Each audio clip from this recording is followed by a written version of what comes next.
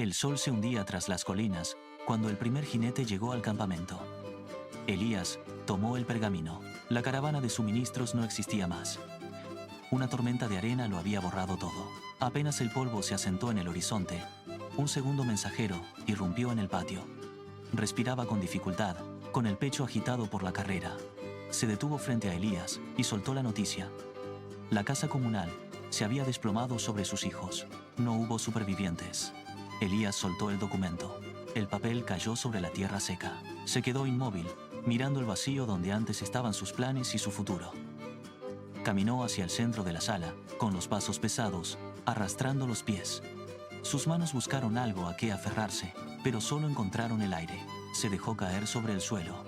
No hubo gritos, solo el sonido de su respiración, rompiéndose en el silencio de la casa, ahora vacía. Al amanecer siguiente, el cambio comenzó en su piel. Pequeñas manchas rojas aparecieron en sus brazos y se extendieron con rapidez. En cuestión de horas, las marcas se transformaron en llagas que supuraban un líquido espeso. Elías intentó levantarse del suelo, pero sus piernas no respondieron. Cada vez que intentaba apoyar el peso, el dolor le obligaba a desplomarse de nuevo. El aire en la habitación se volvió pesado, cargado con el olor de la infección. Intentó alcanzar la mesa, arrastrándose por el suelo, pero sus dedos resbalaban sobre la superficie fría. Sus manos, ahora cubiertas por las lesiones, apenas podían cerrar el puño. El silencio de la casa era absoluto. Nadie entraba, nadie salía. Elías quedó confinado en un rincón, con el cuerpo consumido por el ardor. Intentó rascarse, pero el contacto solo provocaba que la piel se abriera más. Se quedó inmóvil, observando cómo la luz del sol se desplazaba por el muro, marcando el paso de un tiempo que ya no le pertenecía. La soledad se volvió física, una barrera infranqueable entre él y el resto del mundo. La puerta chirrió sobre sus goznes.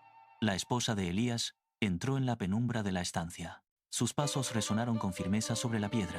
Se detuvo a pocos metros, sosteniendo una vasija de agua. La dejó caer sobre la mesa con un golpe seco que hizo vibrar el aire. Sin mirar a los ojos de Elías, se dio la vuelta. ¿Aún mantienes tu integridad? La pregunta quedó suspendida en el aire mientras ella caminaba hacia la salida. Elías sintió el peso de sus palabras. Sus manos, temblorosas y cubiertas por las marcas de la enfermedad, se cerraron sobre el asa. Con un esfuerzo brusco, lanzó el recipiente contra la pared opuesta. El impacto fue violento. La vasija se hizo añicos en 1000 fragmentos. El agua se derramó, serpenteando por las grietas del suelo. Su esposa no volvió la cabeza, cruzó el umbral y desapareció, dejando a Elías solo entre los restos. Días después, 3 sombras aparecieron en el umbral. No llamaron. Entraron con pasos lentos y se acomodaron en el suelo, frente a Elías. Sus rostros permanecían impasibles, como tallados en piedra. El primero se sentó con las manos cruzadas sobre las rodillas. El segundo apoyó la espalda contra la pared, manteniendo la vista fija en el techo. El tercero se quedó observando las heridas de Elías, sin parpadear. El silencio se instaló en la estancia. No hubo saludos ni preguntas. Elías intentó moverse, pero el dolor en sus articulaciones lo obligó a permanecer rígido. El aire se volvió denso, cargado de una expectativa punzante. Pasó el primer día, y el sol se ocultó sin que nadie pronunciara una palabra. Al segundo día, el sonido de su respiración se convirtió en el único evento en la habitación. Al cuarto día, el hambre y la sed quedaron en segundo plano. Eclipsados por la presión de aquellas 6 miradas fijas, Elías sentía cómo el peso de su presencia erosionaba su resistencia. Al séptimo amanecer, el silencio era una barrera física. Los hombres seguían allí, inmóviles, esperando el momento exacto para romper la calma. El octavo día, el primer hombre se inclinó hacia adelante. Sus dedos rozaron el suelo polvoriento mientras clavaba sus ojos en Elías. «Debes haber hecho algo terrible para merecer esto», sentenció con voz gélida. Elías intentó articular una respuesta, pero sus labios agrietados apenas se movieron. El segundo hombre soltó una carcajada seca que rebotó en las paredes de piedra. «El sufrimiento es el pago por tus errores ocultos», añadió, fina, señalando con un dedo acusador las marcas en la piel de Elías. La habitación se estrechó bajo el peso de sus palabras. Elías el tercer hombre se puso en pie, bloqueando la entrada de luz. «Cada uno de nosotros cosecha lo que siembra. y tú has sembrado maldad en secreto, afirmó. Elías sintió cómo el aire se volvía irrespirable. Las acusaciones caían sobre él como piedras lanzadas desde la oscuridad. No hubo espacio para la defensa, solo para el juicio implacable de quienes se creían jueces de su destino. Elías apretó los puños, sintiendo el roce de la piel dañada contra la palma. La tensión dialéctica alcanzó su punto máximo cuando los tres hombres rodearon su posición. Elías no respondió. Con un movimiento lento, buscó el bastón de madera apoyado contra la pared. Sus dedos se cerraron sobre la superficie rugosa, buscando un punto de apoyo firme. El dolor le recorrió el brazo, pero apretó los dientes y tensó los músculos. Se impulsó hacia arriba, tambaleándose hasta lograr mantenerse en pie. Los tres hombres retrocedieron un paso, sorprendidos por su repentina determinación. Sin mirarlos, Elías caminó hacia la puerta. Cada paso sobre el suelo era una batalla contra el agotamiento, pero su mirada permanecía fija en el umbral. Cruzó el umbral y salió al patio, donde la luz del sol golpeó su rostro. El aire fresco reemplazó el encierro de la estancia.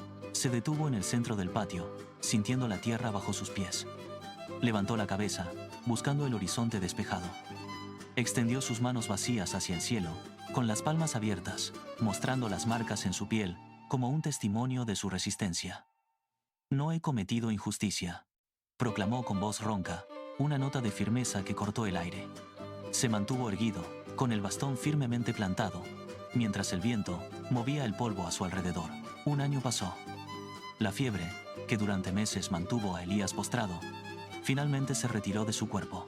Elías salió al terreno baldío detrás de su casa. El suelo estaba endurecido, cubierto de piedras y grietas por la sequía. Se arrodilló, hundiendo las manos en la tierra seca. Sus dedos buscaron la dureza de las rocas, levantándolas una a una para apartarlas del camino. El esfuerzo hizo que sus músculos tensos comenzaran a responder. Con cada piedra retirada, el terreno mostraba una pequeña porción de tierra fértil. Elías arrastró los pies, marcando surcos rectos en la superficie con la ayuda de una azada improvisada. El sol golpeaba su espalda mientras él depositaba las semillas. Sus vecinos, al pasar por el camino principal, se detuvieron a observar. La tenacidad de aquel hombre comenzó a atraer miradas curiosas. Uno a uno, los vecinos se acercaron con sus propias herramientas. Se unieron al trabajo, cavando al lado de Elías, removiendo escombros. La aridez comenzó a ceder ante el esfuerzo conjunto.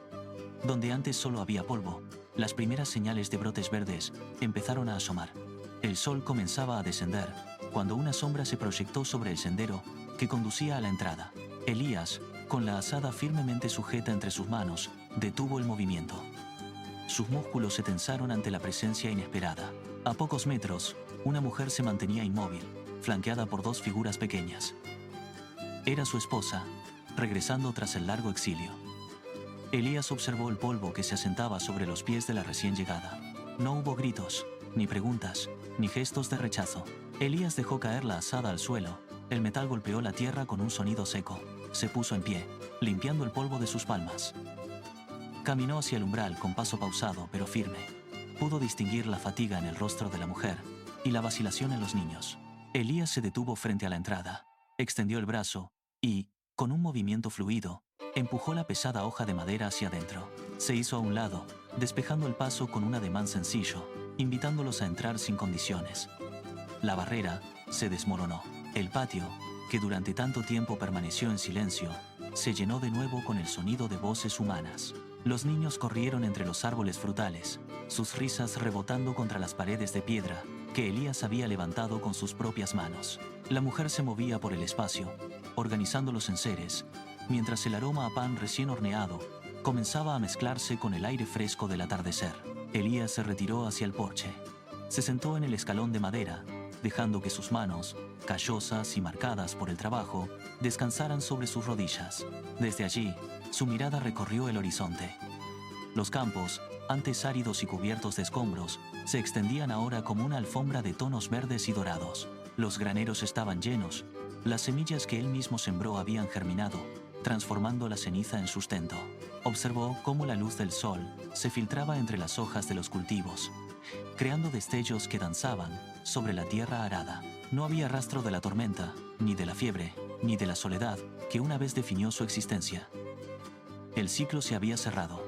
Elías cerró los ojos, escuchando el murmullo de su familia y el susurro del viento entre las plantas. La vida, persistente y tenaz, brotaba de nuevo desde el suelo, que él se negó a abandonar. En ese instante, el hombre encontró la quietud definitiva, sabiendo que cada piedra colocada y cada surco trazado habían sido el cimiento de esta paz recuperada.